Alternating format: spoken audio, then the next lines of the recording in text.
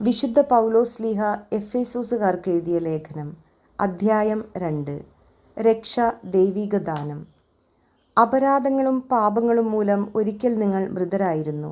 അന്ന് ഈ ലോകത്തിൻ്റെ ഗതി പിന്തുടർന്നും അനുസരണക്കേടിൻ്റെ മക്കളിൽ പ്രവർത്തിക്കുന്ന അരൂപിയായ അന്തരീക്ഷ ശക്തികളുടെ അധീശനെ അനുസരിച്ചുമാണ് നിങ്ങൾ നടന്നിരുന്നത്. അനുസരണക്കേടിൻ്റെ ഈ മക്കളോടൊപ്പം ഒരു കാലത്ത് നമ്മളും ശരീരത്തിൻ്റെയും മനസ്സിൻ്റെയും അഭിലാഷങ്ങൾ സാധിച്ചുകൊണ്ട് ജഡമോഹങ്ങളിൽ ജീവിച്ചു. നമ്മളും മറ്റുള്ളവരെ പോലെ സ്വഭാവേന ക്രോധത്തിൻ്റെ മക്കളായിരുന്നു. എന്നാൽ നമ്മൾ പാപം വഴി മരിച്ചവരായിരുന്നിട്ടും കരുണാസമ്പന്നനായ ദൈവം നമ്മോട് കാണിച്ച മഹത്തായ സ്നേഹത്താൽ ക്രിസ്തുവിനോടുകൂടെ നമ്മെ ജീവിപ്പിച്ചു. കൃപയാൽ നിങ്ങൾ രക്ഷിക്കപ്പെട്ടു. യേശുക്രിസ്തുവിനോടുകൂടെ അവിടുന്ന് നമ്മെ ഉയർപ്പിച്ച് സ്വർഗത്തിൽ അവനോടുകൂടെ ഇരുത്തുകയും ചെയ്തു. അവിടുന്ന് യേശുക്രിസ്തുവിൽ നമ്മോട് കാണിച്ച കാരുണ്യത്താൽ വരാനിരിക്കുന്ന കാലങ്ങളിൽ തൻ്റെ അപരിമേയമായ കൃപാസമൃദ്ധിയെ വ്യക്തമാക്കാനാണ് ഇപ്രകാരം ചെയ്തത്. വിശ്വാസം വഴി കൃപയാലാണ് നിങ്ങൾ രക്ഷിക്കപ്പെട്ടത്. അത് നിങ്ങൾ നേടിയെടുത്തതല്ല, ദൈവത്തിൻ്റെ ദാനമാണ്. അത് പ്രവൃത്തികളുടെ ഫലമല്ല, തന്മൂലം ആരും അതിൽ അഹങ്കരിക്കേണ്ടതില്ല. നാം ദൈവത്തിൻ്റെ കരവേലയാണ്. നാം ചെയ്യാൻ വേണ്ടി ദൈവം മുൻകൂട്ടി ഒരുക്കിയ സൽപ്രവൃത്തികൾക്കായി യേശുക്രിസ്തുവിൽ സൃഷ്ടിക്കപ്പെട്ടവരാണ്. എല്ലാവരും ക്രിസ്തുവിൽ ഒന്ന്.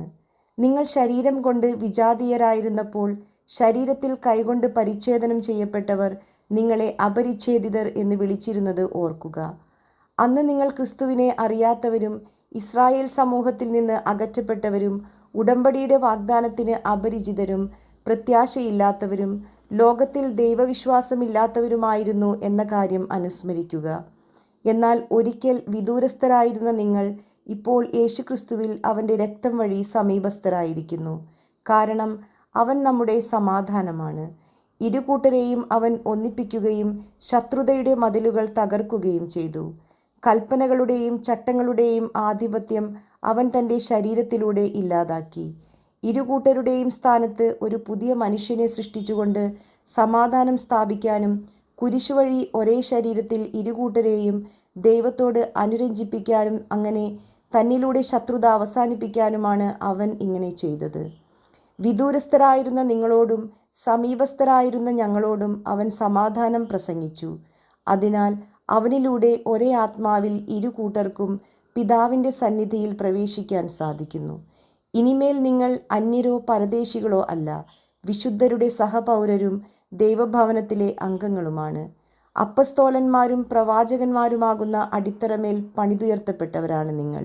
ഈ അടിത്തറയുടെ മൂലക്കല്ല് ക്രിസ്തുവാണ്. ക്രിസ്തുവിൽ ഭവനമൊന്നാകെ സമന്വയപ്പെട്ടിരിക്കുന്നു.